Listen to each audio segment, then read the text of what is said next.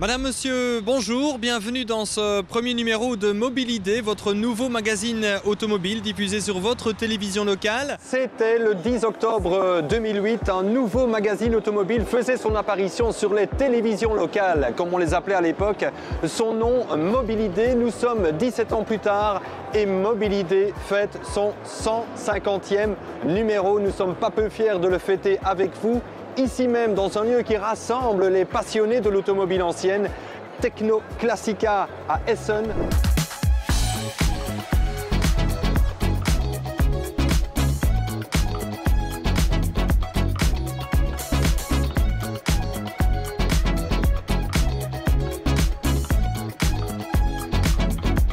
Tout de suite le sommaire de cette émission.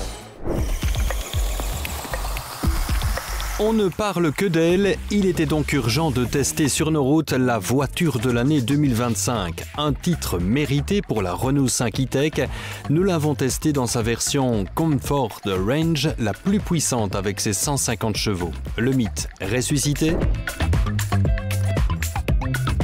Sous le parrainage exceptionnel de Jackie X, le Spa-Francorchamps Revival a bien l'intention de devenir l'événement référence en matière d'expérience automobile dans nos Ardennes. L'automobile n'a décidément rien perdu de son pouvoir d'attraction. La 1800S est la dernière des P1800 produites par Volvo et d'aucuns considèrent qu'elle est la plus belle Volvo de tous les temps. Reconnaissable par son grand haillon entièrement vitré, elle n'a pas connu un énorme succès commercial, mais son design est aujourd'hui reconnu et prisé.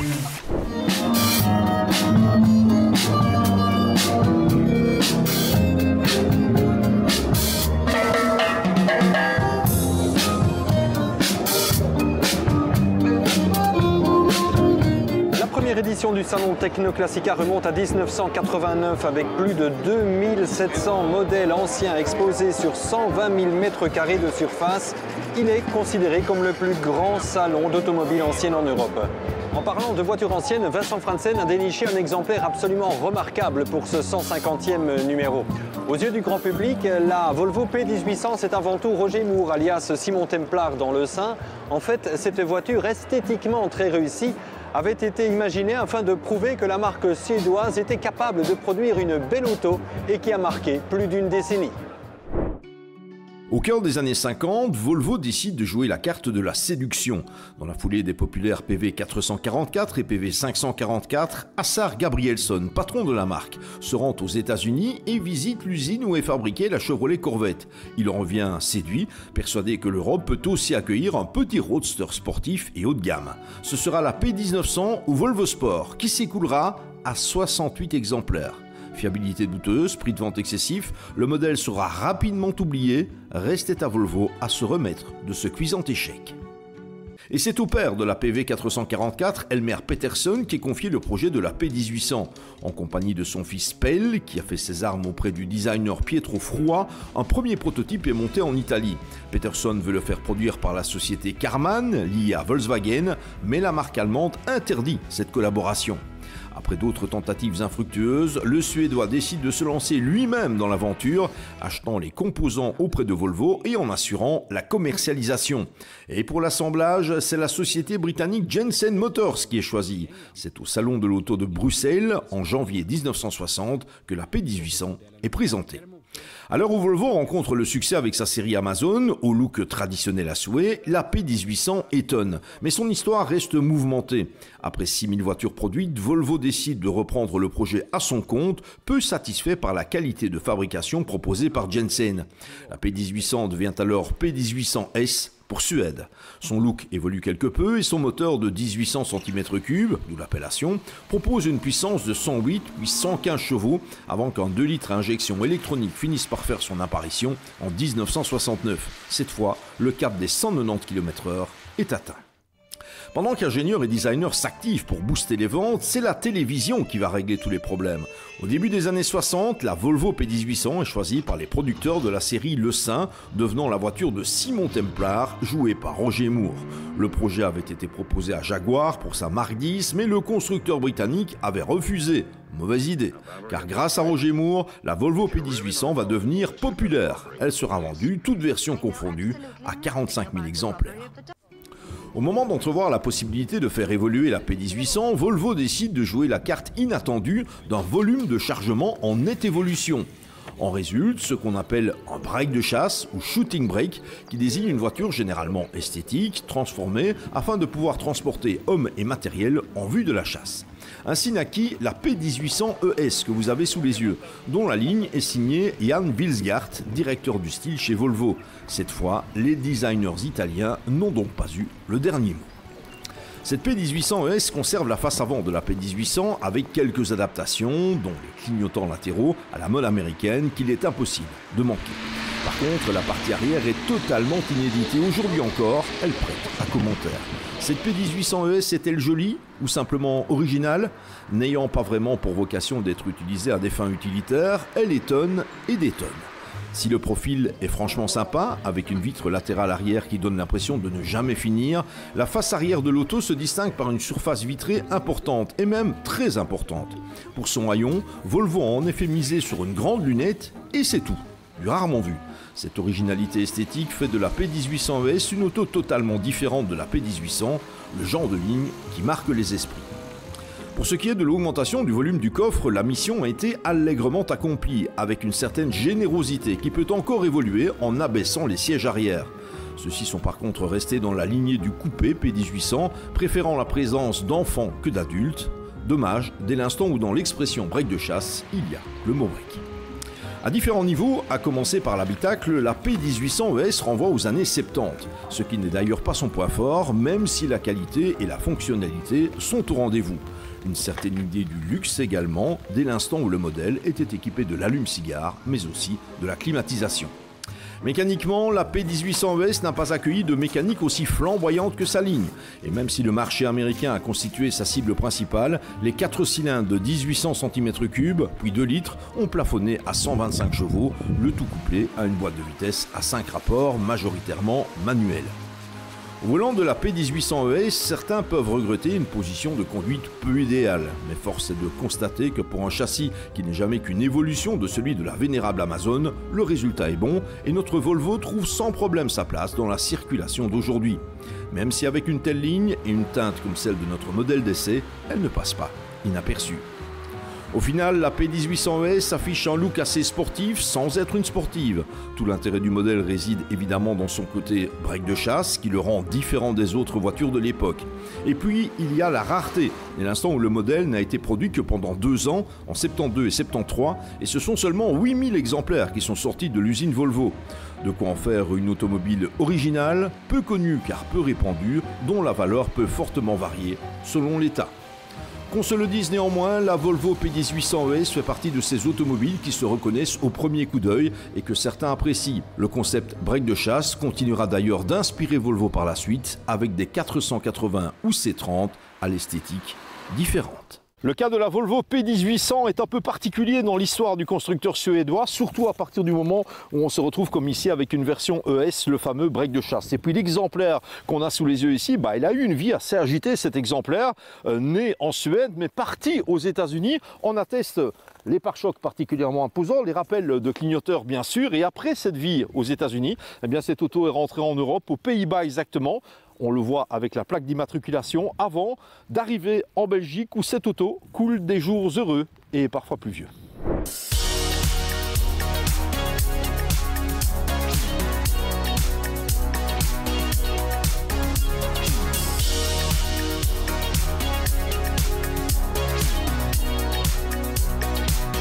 Au centre du Hall 5, 8 pièces exquises. 2 Bugatti, une Invicta 4,5 litres châssis Le Mans, une très rare Maserati Tipo 26M, mais encore une Riley et une BMW 328, icône de l'histoire automobile. À elle seule, elle valait le déplacement ici à Essen. Je vous propose à présent un retour sur les plus belles heures du sport automobile avec la 3e édition du Spa-Francorchamps Revival. Un rendez-vous qui a réuni des amateurs de voitures anciennes et modernes, voitures de prestige s'il vous plaît, où quand l'excellence et la passion se conjuguent à merveille sur les plus belles routes de nos Ardennes. Une ode à la mécanique, à l'élégance et à la passion, le Spa-Francorchamps Revival est de retour pour une 3e édition.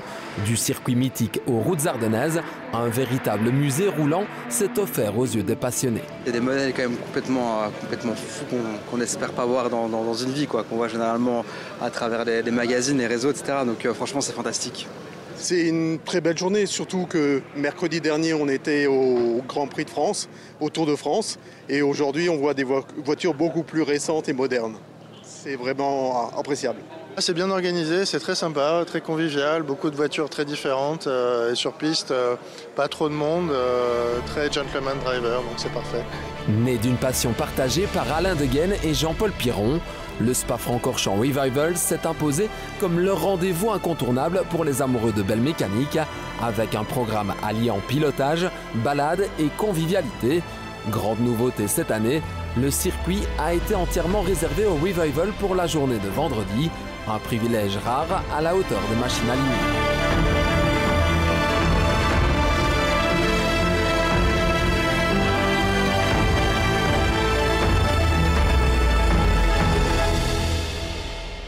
L'idée de départ, c'est que des rallyes, il y en a beaucoup, des track days, il y en a beaucoup, mais des formules qui combinent les deux, telles que nous le faisons. Ici, sur Spa, je pense qu'on est les premiers, ou en tout cas les seuls à le faire. Et l'autre idée, c'était d'avoir un événement positionné en termes de qualité en premium. Donc c'est vraiment de faire un événement relevant, où on expose des belles voitures, où on a des propriétaires passionnés qui viennent et qui enjolivent cette ville de Spa. Ferrari BB, Aston Martin DB5, GT40, Lamborghini. Mais la vraie star cette année, c'est elle, la Maserati Stradale, véritable bijou d'ingénierie et de rareté.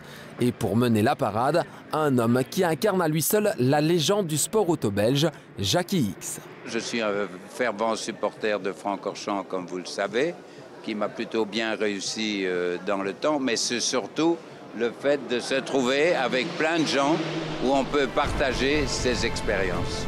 Du circuit à la montée du Maquisard, en passant par un rallye de 220 km, l'événement mêle performance, patrimoine et émotion, avec un mot d'ordre, la simplicité avant tout. Je suis rassuré sur le fait que le monde change, que j'ai vécu une époque qui n'est plus celle d'aujourd'hui, mais les goals sont restés les mêmes et je m'en rends compte parce que autour de nous, il y a une pléiade de gens qui viennent de plein d'horizons différents, mais qui éprouvent dans ce monde qui est quand même, moins qu'on puisse dire, compliqué, un moment de paix et de plaisir qui est absolument génial. Ce Spa Revival est encore un bébé, donc il doit encore croître et embellir. On a des idées pour le futur, on a de très bons partenariats puisque vous savez que c'est la société Kirkstone qui opère ici pour nous sur le circuit, une société très professionnelle qui fait des track days dans le monde entier. Nous avons comme partenaire pour la partie rallye DG Sport, dont la réputation en tout cas dans la région et même au-delà de la région n'est plus à faire. Donc voilà, on s'appuie sur des partenaires solides. Moment poésie aussi en plein cœur de la ville, les plus belles voitures s'alignent comme des œuvres d'art, un écrin grandeur nature pour ces bijoux de l'histoire automobile. Je l'ai déjà fait l'an dernier, c'était une très chouette expérience et donc je ne pouvais pas y manquer cette année. C'est vraiment magnifique et puis c'est vrai qu'avec un beau temps pareil, là, c'est vraiment très bien. Quelles sont les voitures qui vous plaisent le plus? Lamborghini évidemment, Ferrari aussi, voilà, c'est vraiment les voitures mythiques. Durant 3 jours, le rugissement des moteurs s'est mêlé aux sourires, aux discussions de passionnés et aux rêves d'enfants. J'adore les voitures depuis que je suis tout petit et j'adore prendre des photos et les poster.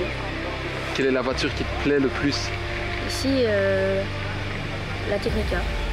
J'adore cette voiture. Et là, tu l'as prise en souvenir, t'es monté dedans aussi? Ouais, je suis monté dedans, c'était incroyable. Et quand le moteur s'éteint, il reste l'écho d'un week-end d'exception, là où l'élégance rencontre l'émotion et où la passion continue de tracer sa route.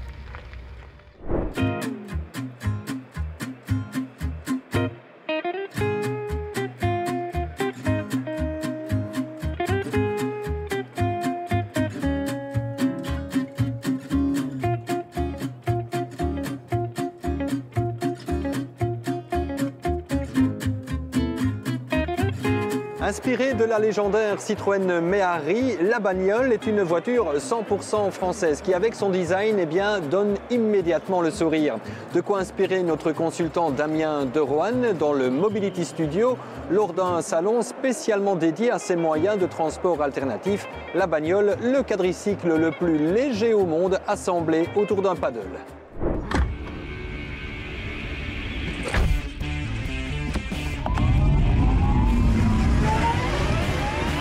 Et oui, j'ai troqué cette semaine ma Microlino qui est un quadricycle léger électrique pour la bagnole. Bienvenue à bord de la bagnole. Ça s'invente pas, c'est son nom.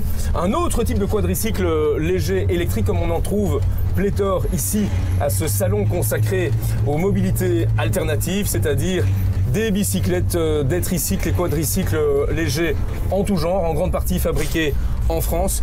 L'occasion de se poser la question, tiens, dans des villes, dans des grandes villes comme Bruxelles, mais pas que, on sait bien que tout ne peut pas se réaliser en voiture. On sait bien que la voiture, d'une manière générale, est pointée du doigt par rapport à son poids, par rapport à son encombrement et par rapport à sa potentielle dangerosité pour les autres usagers de la route. L'occasion, du coup, de se poser la question, et si les quadricycles légers électriques n'étaient pas une des solutions pour la mobilité urbaine du futur, légers, recyclables, en grande partie également produits en Europe, avec des batteries d'à peu près 10 kWh de capacité. Hein, c'est l'équivalent d'une voiture hybride rechargeable au niveau de la taille et du poids des batteries. Des véhicules produits en Europe, tout à fait assemblés, conçus et même recyclés en Europe. Alors Gabriel, qui êtes-vous et où sommes-nous ici ? Bonjour, Gabriel Plassat, je travaille à l'ADEME, Agence de la transition écologique.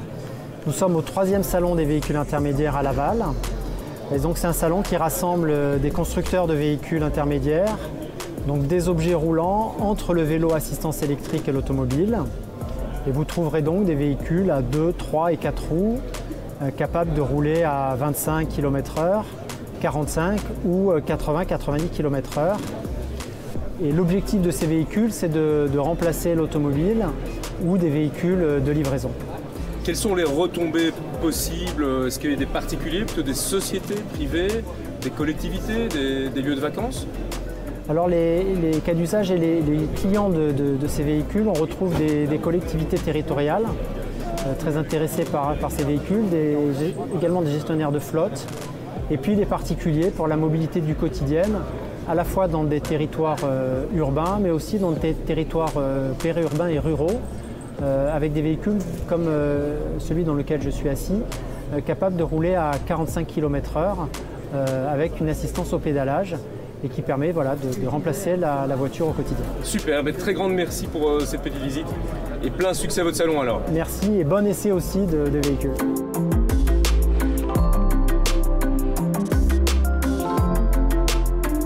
Alors effectivement, c'est un véhicule le plus léger. Pourquoi? Parce qu'il est composé de 90% d'air. Là derrière, vous avez le châssis, qui est un paddle. Et la structure supérieure, c'est du kitesurf, ce qui lui permet d'avoir un rapport poids-puissance complètement incroyable avec des moteurs de vélo. Du coup, vous avez du vélo, du paddle, du kitesurf. Et donc, si vous avez moins de problèmes, dans n'importe quel magasin de sport, vous pouvez réparer. Et c'est réparables à l'infini, avec des rustines pour les 3 parties. Et c'est un véhicule qui est vraiment fait pour faire la transition écologique.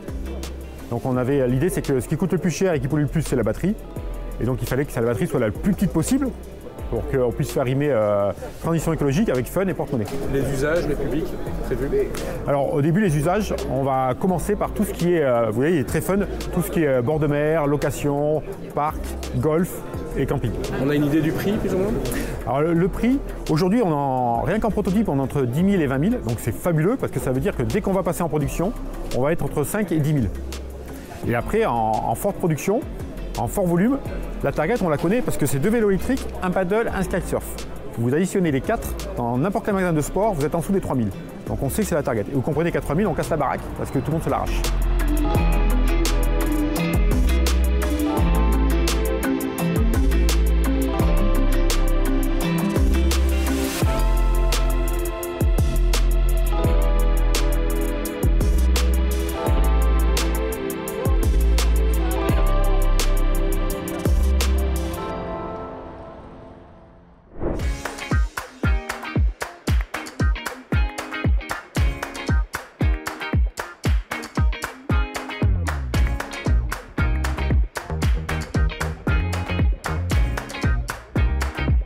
Quelques anniversaires marquants sont fêtés ici même au Salon Techno Classica, dont bien évidemment les 70 ans de regardez, la Citroën DS évidemment. Anniversaire fêté chez nous aussi, Auto World en ce moment jusqu'au 29 juin. Si en 1999, la Citroën DS sera décernée 3e voiture du siècle derrière la Ford Model T et la Mini, une autre voiture qu'on pourrait appeler un mythe ressuscité fait un tabac en ce moment. C'est la Renault 5 électrique tout auréolée de son titre de voiture de l'année 2025. Une distinction méritée, point d'interrogation, c'est ce que nous avons voulu savoir. Voici notre test du mois.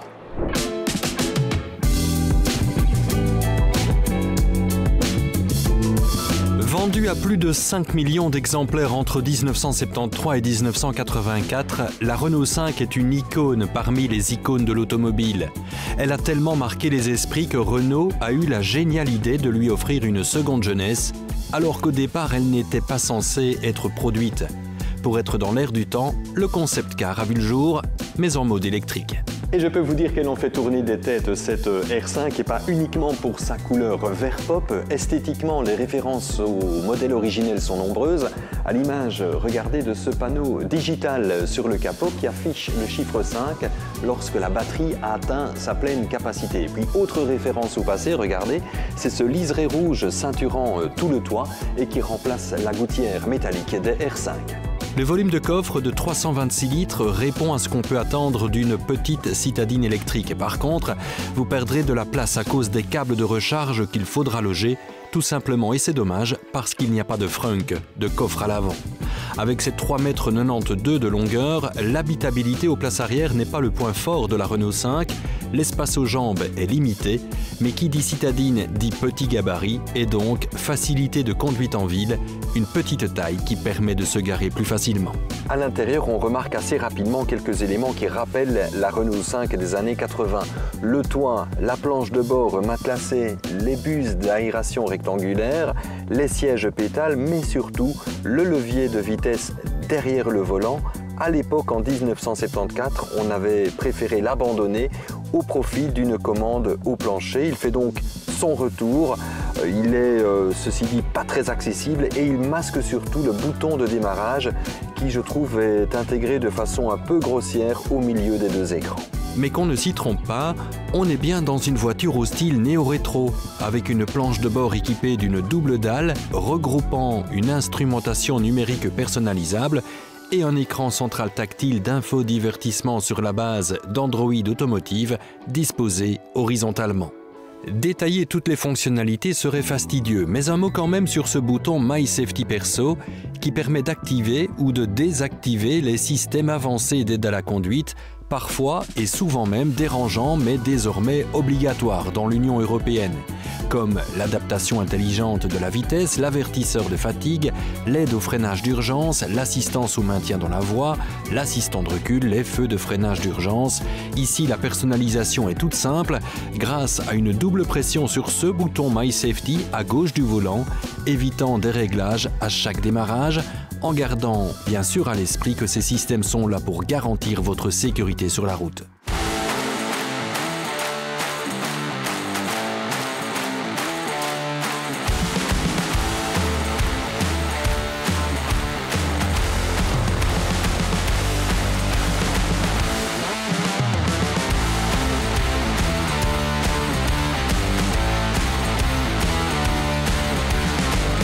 Au volant, en tout cas, le plaisir de conduite est rapide et total. C'est fluide, c'est dynamique, c'est ludique, c'est silencieux. Pas un bruit de roulement, par exemple. En fait, cette Renault 5 se manie comme un petit kart avec le confort en plus que d'autres voitures du même segment n'ont pas. Et les 150 chevaux sont tout à fait suffisants avec un 0 à 100 km/h atteint en 8 secondes. Grâce à un rayon de braquage assez court et une direction précise, la Renault 5 se faufile facilement partout. Bémol, mais il est en passe d'être corrigé, il n'y a pas de mode de conduite one pedal qui consiste à accélérer et à freiner avec une seule pédale jusqu'à l'arrêt total du véhicule. Pour l'heure, et il faut s'en contenter, le mode B permet d'activer le freinage régénératif. Notre modèle en test est la plus puissante avec ses 150 chevaux sous le capot et dans cette version Comfort Range, 410 km d'autonomie. En courant continu, Renault annonce qu'il ne faut que 30 minutes pour passer de 15 à 80% de capacité de batterie, avec une puissance moyenne à la borne de 75 kW. Ce n'était donc pas une fausse promesse. Dommage par contre la trappe de recharge, elle est située à l'aile avant gauche, soit côté voie de circulation.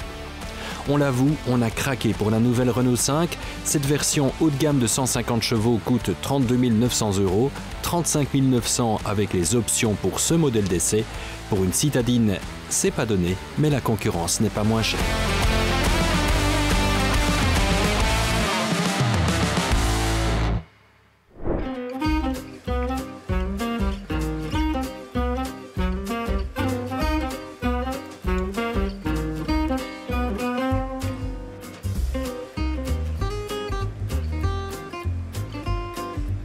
Chaque voiture, qu'elle soit moderne ou classique, raconte une histoire unique et c'est ce qui nous fait vibrer depuis 17 ans, depuis 150 numéros dans Mobilidé. Merci à vous d'ailleurs pour votre fidélité.